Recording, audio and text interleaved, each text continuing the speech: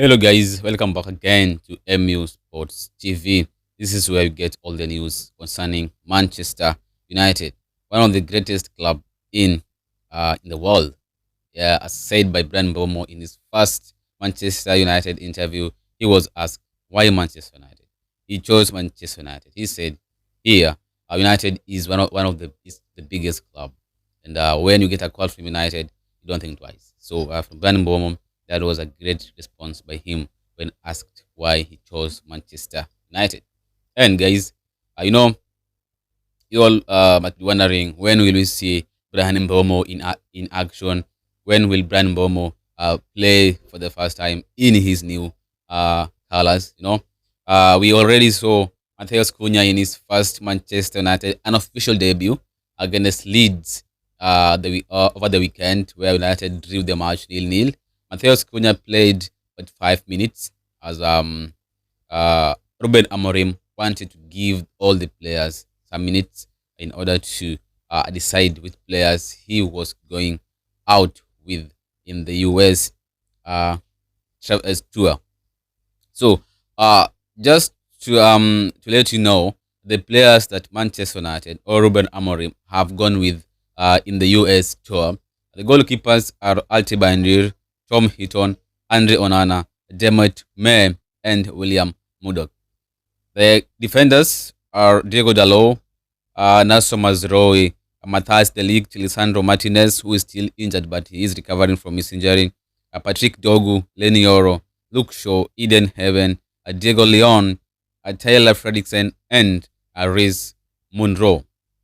Midfielders are Mason Mount, Bruno Fernandes, Casemiro, Manuel Ugarte, Toby Collier, Kobe Mainu, Jack Fletcher, and Sekou Kone. Actually, I'm very excited of Sekou Kone. He's a very good midfielder, and maybe he can impress Ruben Amorim even much more in the Premier League Summer Series, and it might even save us some millions in terms of signing a defensive midfielder.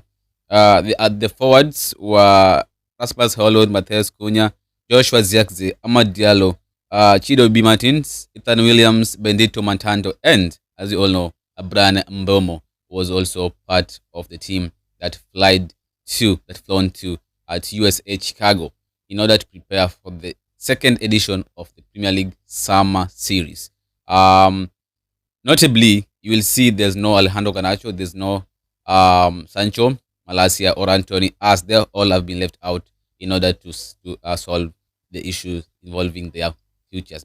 Because as you all know, Garnacho, Sancho, or Rashford, who's now a Barcelona player, Malacia, Anthony, have no future at Manchester United. It has been already decided they are going to leave the club. So Garnacho, Sancho, Anthony, Malacia, all have been left at Manchester as they are given chance to sort out their future. The club have told them, they have also informed the club they decide to leave this summer, and the club also have no intention of keeping them as they are all out in Ruben Amorim's plan. So, what is the Premier League Summer Series? I think this is it's a competition which was designed by the Premier League. It majorly consists of only Premier League teams in the preseason tour or in the preseason preparation, as it brings the Premier League teams together. You get to know your opponents as early as in July. The first edition, I think Chelsea won the 2023, if I'm not wrong. Yeah, the first edition of the Premier League Summer Series, Chelsea won that edition. So the second edition, it involves Manchester United, FC Bournemouth, West Ham, and Everton. This is the second edition of the Premier League Summer Series being played in the US tour, and United are involved this time round. Last season, I think last preseason, I think there was no Premier League Summer Series, if I'm not wrong. This time round, United are in it, and we hope to to be competitive and play a good football compared to the one we saw last season, and also see some improvements and give us hope, maybe, of finishing the top half of the league, the table, as far as next season is concerned. So, guys, as I said earlier, I know you've been wondering when will Bryan Mbeumo make his Manchester United debut. Let me tell you what. It won't be too long before you see Bryan Mbeumo in Manchester United colours for the first time, and this will happen on Sunday, the 27th of July, as Manchester United will play West Ham United in the first game of the Premier League Summer Series that United um, will start that tournament. So Bryan Mbeumo will have his Manchester United debut on Sunday, the 27th of July, if everything goes to plan. This is all about the fitness. So Mbeumo debut. Yeah, I know. All of us are so excited to see Bryan Mbeumo play his first game as Manchester United player. Um, After 5 weeks of negotiations with Brentford, finally United managed to strike a deal with uh, Brentford regarding Bryan Mbeumo, and it didn't surprise me that United paid exactly what Brentford wanted. At the first, United had the first bid on the 2nd of 4th of June, which was rejected, and Brentford were clear. They wanted something higher than what United paid for Cunha, which was 62.5 million. So, after Spurs confirmed Thomas Frank as their manager, there were rumors that Spurs made a bid of 70 million to sign Bryan Mbeumo. That should have told Manchester United that Brentford actually wanted 70 million total package in order to release Bryan Mbeumo. So there is no amount of negotiations that were going to deter Brentford from going against their own valuation of Bryan Mbeumo. Because if they see the market where you sell Elanga for 50 million plus, Gittens for 50 million plus, Joao Pedro for 60 million, they wanted something higher than that, and they wanted 70 million. So they were trying to be, the Ineos. They wanted to do away with the Manchester United tax, but somehow we were desperate. We needed Mbeumo. Brentford, they were not desperate to sell Mbeumo. So this plays a big part also because the managers, the owners were getting a lot of pressure from the fans because why are you taking so long for you to finish this deal? What's going on? Some clubs are doing 3-4 deals at a time, but we are stuck with one deal after 5 weeks. Come on, guys. So I think also Newcastle played a part in it, and by going for Wisa as Brentford were not ready to lose Wisa and Mbeumo in the first in one transfer window. So after United learning that Newcastle were going for Wisa, they bid the 70 million, the 71 million total package, 65 million fixed plus 6 millions in add-ons for Bryan Mbeumo to close the deal. And Mbeumo officially is now a Manchester United player, taking on the number 19 shirt, the same one he had during his time at Brentford. So, guys, we are so excited to see Bryan Mbeumo in his first match against West Ham. So, after West Ham, which we are playing West Ham on the 27th of July on Sunday. We're playing West Ham in the first match of the Premier League Summer Series. Then we play Bournemouth next. Just 3 days later, we play Bournemouth 31st of July in the second game of the Premier League Summer Series. The third game we are playing against Everton is on the 3rd of August. Just 3 days later, we play Everton the 3rd of August in the third game of the Premier League Summer Series. So it depends on how we perform on the 3 games. That will determine if we'll be the winners or not. But winning is not a major importance in preseason. What is important is how we play, and that's what I said when we were going to play Leeds over the weekend. I said I won't be looking at how many goals we are gonna score or looking at how many goals we're gonna concede. I was going to look at how we were going to play, and I tell you what, I wasn't impressed by how we played against Leeds. First match of the preseason year, but we could have done better. And I was really disappointed at some players like Luke Shaw. Uh, um, I wasn't really impressed by how Luke Shaw was playing in our midfield, and I'm so glad Amorim talked about it. So meaning he knows that our midfield lacks pace, and I said, guys, midfield is an engine of a team. When the midfield is malfunctioning, the team itself won't function. Even if you have Messi and Ronaldo up front. Remember, Messi was doing well at Barcelona because the midfield he had Bosque, he had Iniesta, and he had Xavi. Real Madrid, they had Casemiro on his prime. They had Modric. You know, so midfield is an engine. Man City are doing well because they have Rodri. Yeah, Arsenal have Rice. They have added Zubimendi. They have also Nogard. So United, Chelsea have Caicedo. They have Romeo Lavia. They have, I don't know. But for United, we are depending on a 35 years old. I don't know how old Casemiro, but is more than 30. Is 30 plus now. So we are depending on Casemiro in that midfield. Surely that is not going to happen.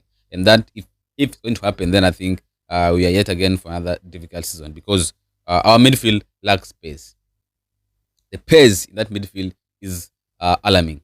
And I'm glad Amorim talked about it, meaning he knows something and something needs to be done real quick. We only have a few weeks before the league starts against Arsenal on the 17th of August. So after the Premier League summer series, United are traveling back again to Manchester as we prepare for the league.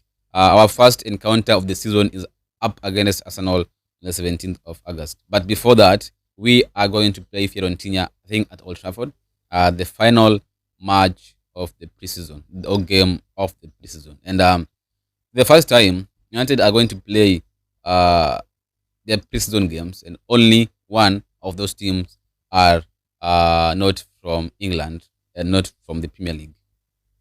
Because the first one was against Leeds. Leeds are back in the Premier League. The second, third, fourth are going up. We are going up against West Ham, Bournemouth, and Everton. All these teams are in the Premier League.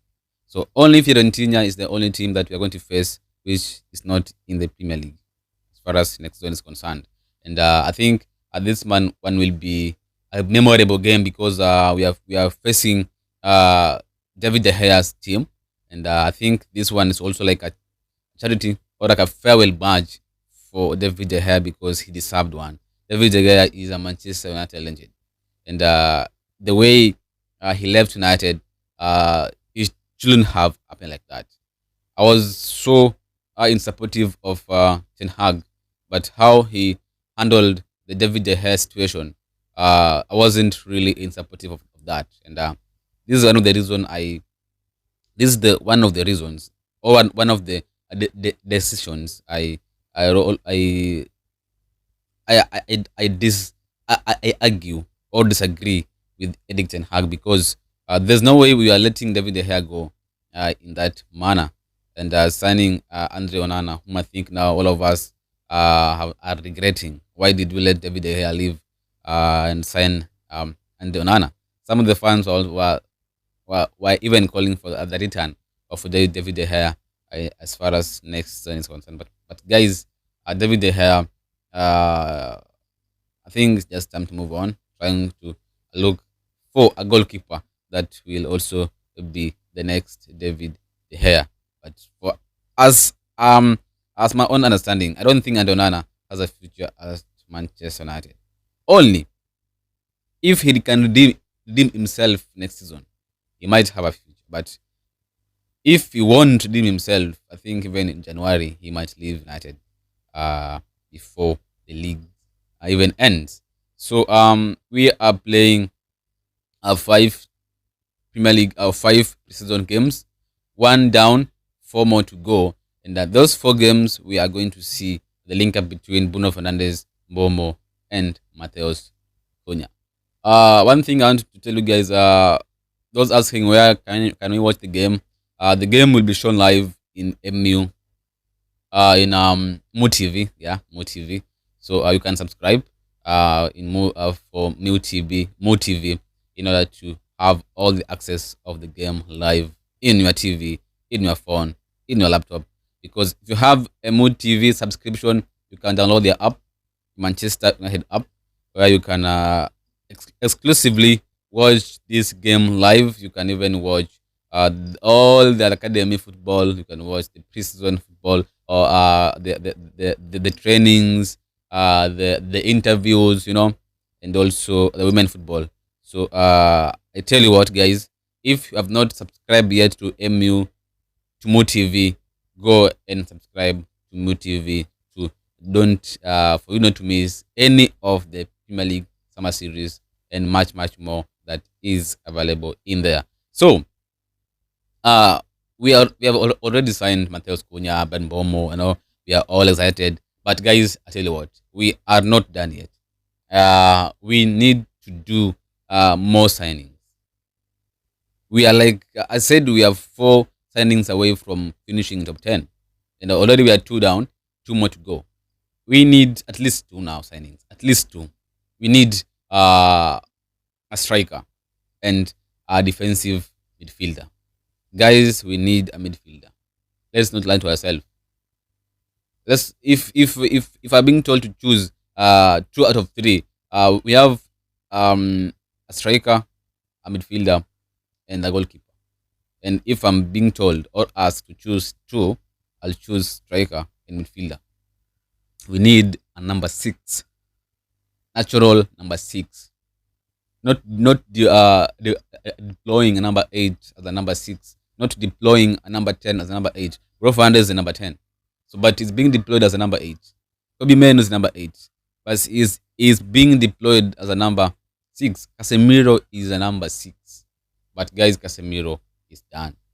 I'm not wrong. I'm sorry to say that. I'm sorry to say that, but Casemiro is done, and it doesn't even deserve to be. It doesn't need the pressure he's having at the moment. He should be a team player for the squad depth, but he shouldn't be starting every game and important games because, guys, he lacks that pace at the moment, and we saw it against Leeds. So we need a midfielder who can who can take that midfield to storm, who can make that midfield his own. Yeah. So I was hearing rumors about Ederson. I think Atalanta are not willing to sell at Ederson at the moment. Carlos Baleba, I don't think Brentford will sell something lower than 80 million. We already know how they sell their players.